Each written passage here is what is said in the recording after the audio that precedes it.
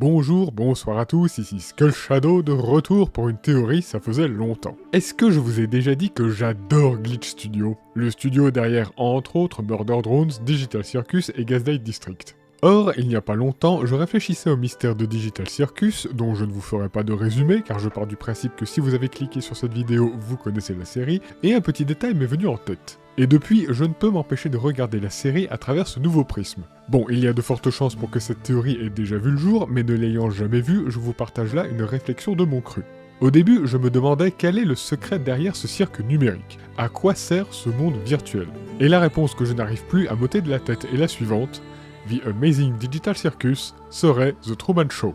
Pour les personnes ne connaissant pas The Truman Show, il s'agit d'un film de 1998 avec Jim Carrey, où un homme vivant une vie tout à fait normale et anormalement idéale se rend compte que son existence n'est qu'un immense plateau d'émissions télé filmé à son insu. Et The Digital Circus pourrait être entièrement conçu sur ce concept. Plusieurs indices viennent nous mettre sur cette piste et je vous promets que lorsque vous revoyez des épisodes avec cette idée en tête, ça vous saute sans cesse aux yeux. Petite liste non exhaustive d'indices. Pourquoi y a-t-il un générique de début?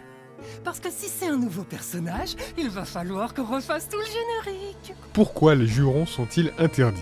À quoi bon en faire un lieu pour tout âge vu que la corruption les guette tous tôt ou tard? L'incroyable cirque numérique est un lieu qui s'adresse à tous les âges. Pourquoi y a-t-il une pub pour la Wacky Watch, que je prenais au début pour un simple gag? Lorsque Pomni se retrouve dans le vide, Kane dit « Oh non, quelqu'un se balade dans le vide?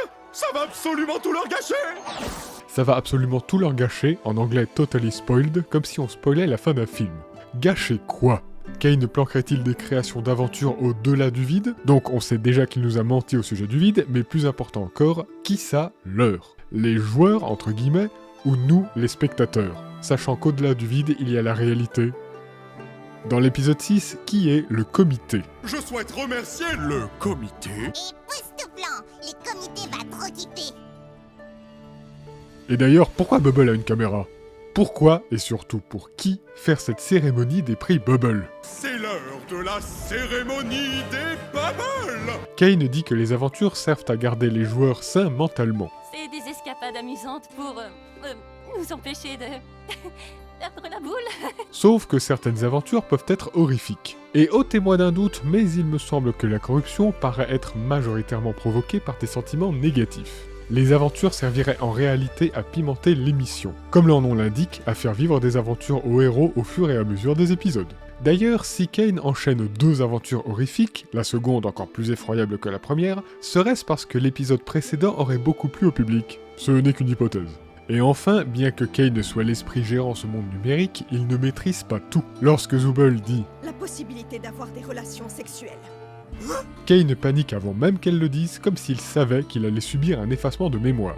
Il s'agirait soit d'une programmation, et si tel est le cas, pourquoi programmer Kane pour qu'il oublie ce genre de sujet si ce n'est parce que c'est une émission pour tout âge, soit quelqu'un serait capable de manipuler Kane quand des événements lui déplaisent pour les mêmes raisons que l'hypothèse précédente. Ah, et un petit élément que je trouve suspect, dans le premier épisode, Kinger demande à Zooble « Dis-moi, tu n'aurais pas assisté à un jeu télé à l'intérieur?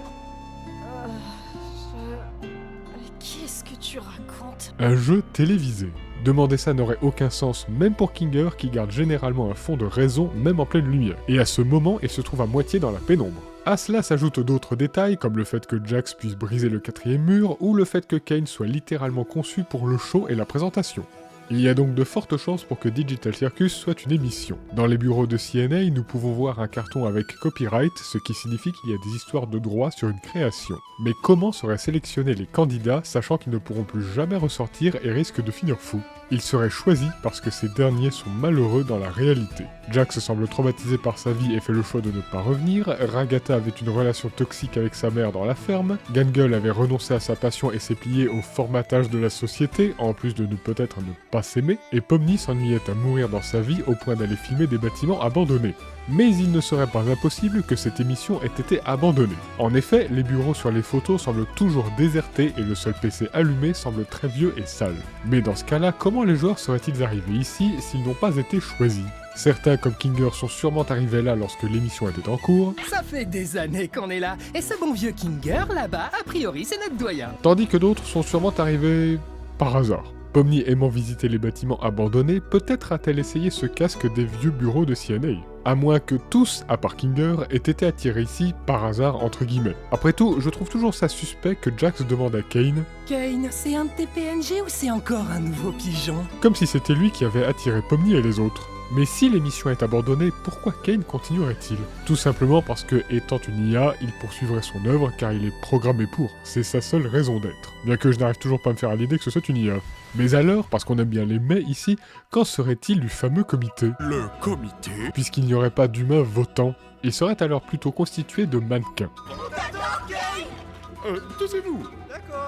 Kane les aurait programmés pour tenter de reproduire des conditions réelles. Malheureusement, une programmation ne remplacera pas un esprit humain. Ils auront beau dire qu'ils adorent Kane, ils ont certainement voté pour Cubain parce qu'il est lui aussi un mannequin. Petite hypothèse de ma part, Kane corromprait lui-même les personnes qui découvriraient la vérité sur l'émission. Non seulement Kofmu semble dépeindre Kane comme quelqu'un de dangereux, mais en plus ce dernier ne semble ni surpris ni attristé du sort du clown. Kaufman corrompu? Mais pourquoi personne ne m'a prévenu? Allez, oust! Direction la cave! En plus de lâcher au passage, Mais que s'est-il donc passé par ici? Ah oui, c'est ma faute. je sais que c'est une IA, mais il arrive bien à montrer des sentiments, sûrement programmés, comme la joie ou la colère. Kane modifierait alors la mémoire de la personne, ou toute autre manipulation trop lourde de son esprit, ce qui mènerait à la corruption du sujet, comme nous l'apprenons dans l'épisode 8. J'ai peut-être la capacité de créer des modificateurs temporaires pour rendre mes aventures plus intéressantes, mais c'est tout! Si j'en faisais autre chose, croyez-moi, cela créerait des problèmes. Scratch, la première corruption. D'ailleurs, j'ai dit tout à l'heure que Jax arrivait à briser le 4e mur. Pourquoi est-il le seul à le faire?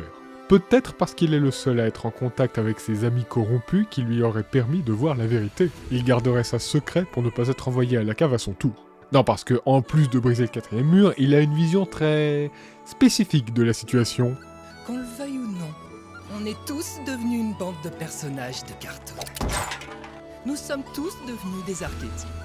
La différence, c'est que j'ai été assez lucide pour choisir le mien. Voilà, je voulais vous faire part de cette théorie un peu plus longue que prévu, et dont certains aspects relèvent malheureusement plus de l'hypothèse que de la théorie, par manque de preuves. Digital Circus devrait se terminer dans 2 épisodes, et il me tarde de peut-être enfin connaître la vérité. Je vous remercie d'avoir regardé cette vidéo jusqu'au bout, je vous donne rendez-vous pour d'autres théories, et passez une bonne soirée.